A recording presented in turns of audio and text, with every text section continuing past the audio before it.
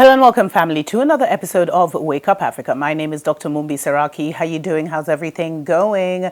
I really do pray that you are well in all your ways and that you're moving into living life for truly family, truly in the new earth. It's here, and what it needs is a new story. It's time for each and every one of us to tell ourselves a new story, because a lot has shifted spiritually, energetically, atmospherically. And that's the change that we now need to harness and bring in through our mental power, through our spiritual power, to impact and transform our world. But those are stories that I will definitely be getting into soon. Now, there's a story out there. I got a few emails from you guys about this. Well, there's two emails. There's this new documentary. Definitely look at it on YouTube while it's up there, called, I think, something like Watch the Water. A lot of you guys have sent me that link. That is so disturbing about the double Big Mac. But there's another story that has attracted a lot of backlash, and it's about the divided kingdom coming up with an agreement with Rwanda to send asylum seekers to Rwanda. So they plan to send migrants and asylum seekers who cross the Mediterranean Sea and the English Channel thousands of miles away, I think 4,000 miles away, to Rwanda. And this is according to a very controversial deal that was announced on Thursday. Now, Rwanda and Ghana had both been targeted for this. And basically, the divided kingdom wants to take all the illegal immigrants that cross over from Africa, put them on a plane and send them to Rwanda for processing.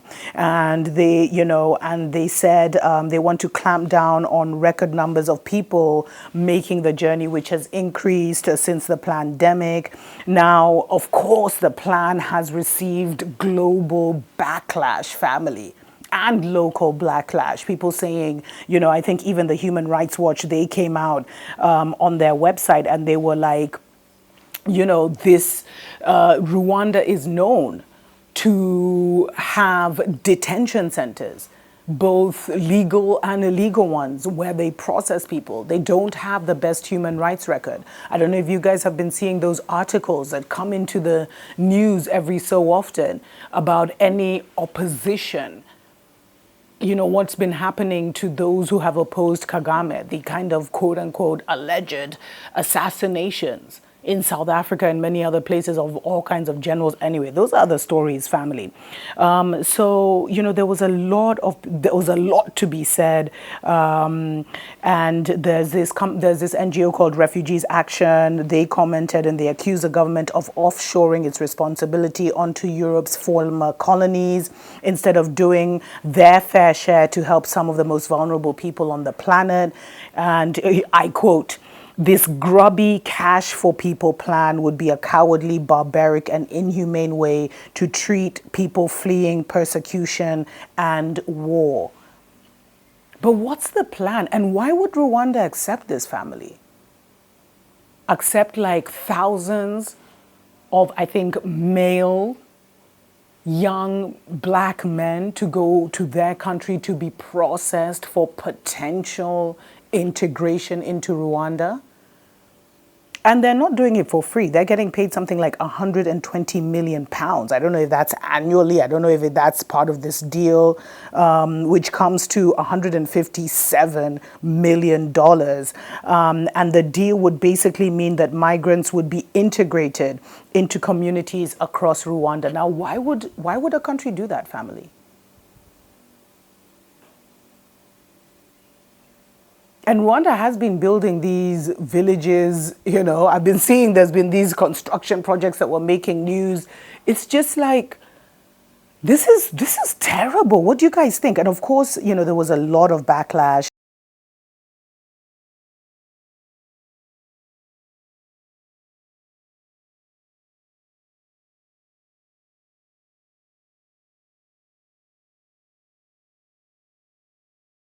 Face indefinite detention under a government notorious for violent persecution of dissidents, of dissent. We saw how the woman who wanted to come against Kagame in the political election, her family was one of the wealthiest family, everything was taken from her. She was put in jail, as in, and now you want to send what will be perceived as criminals, people crossing over illegally, and think they're just going to be accepted in Rwanda with open hands and assimilated into the communities across the country. Why would they even want to do? What country would even want to do that? Accept thousands of men and just assimilate them into your country? I mean, is it for money or what is really going on? What's the end game here, family? And you see, it's tricky because Rwanda is landlocked. So those people, when they come into Rwanda, what happens? Are they going to be, will they now cross into other areas? Are these going to be used as destabilizing agents in East Africa and the Horn of Africa?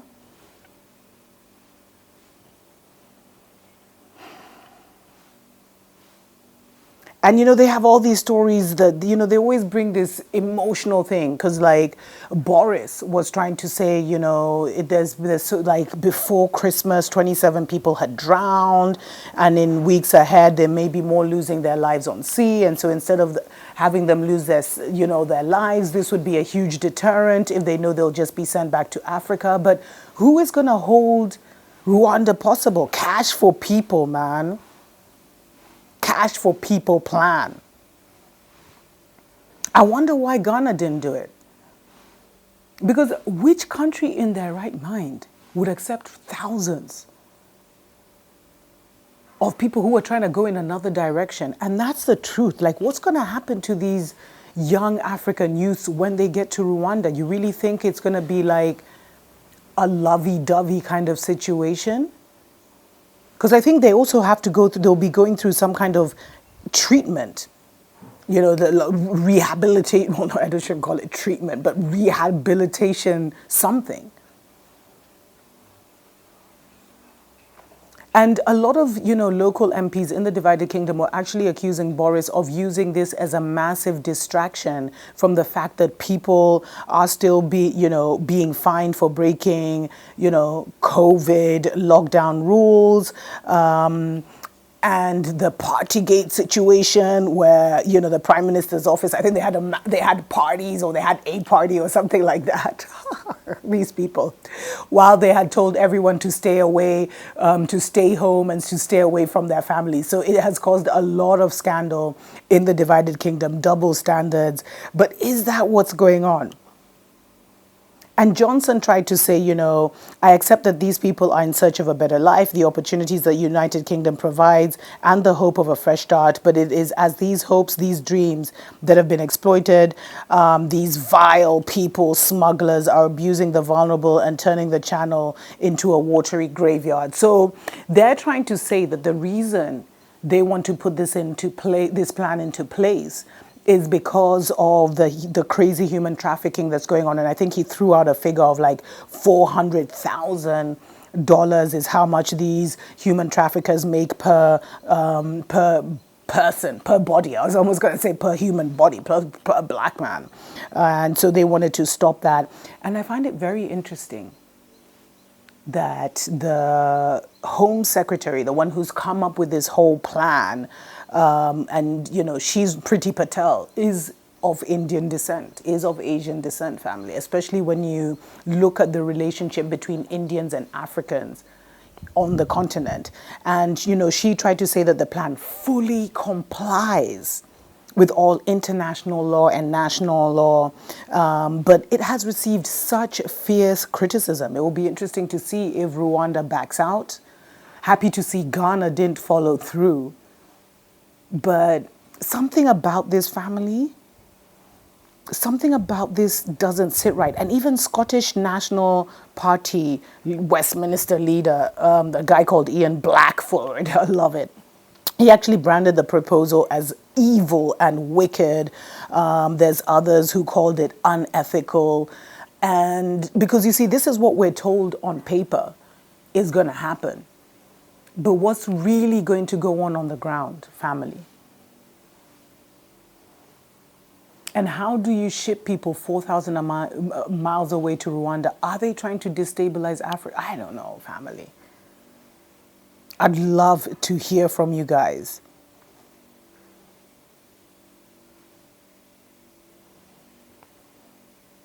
Because the disturbing thing, they're planning to send tens of thousands in the coming years. Is Rwanda just being used as a foreign, as a proxy, as a former foreign colony? Because how does Rwanda benefit from this, apart from 120 million pounds? And this makes us, then we have to ask the question,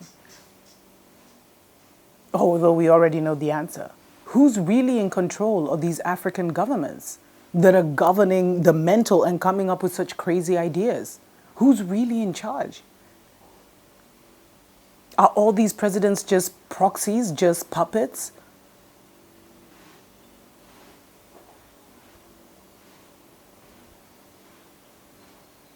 Let me know what you think in the comments below. I feel like this is deeper than meets the eye, family. But maybe I need to meditate on it. I'd love to hear from you in the comments. And, sometimes the comments are so interesting. I always want to do a part 2. So I'll definitely consider doing a part 2. But what do you guys, my political analysts, what's this really about? It seems sinister. I mean, their own people are calling it evil, wicked, sinister. Will our people be treated right? And I mean, to the people what are you doing who are crossing to Babylon? Babylon is in war now. We're in a season of war. That's what that's what the narrative they're creating. So where are you going? Instead of risking your life crossing the Mediterranean and then crossing the Channel, why not come together with equal-minded young people and see how you can change things at home? Because that's your inheritance. That's your land. That's where you belong. Instead of going to chase, there's nothing, I don't even know what you guys are looking for. Sorry if that affected the mic, but the narrative is over.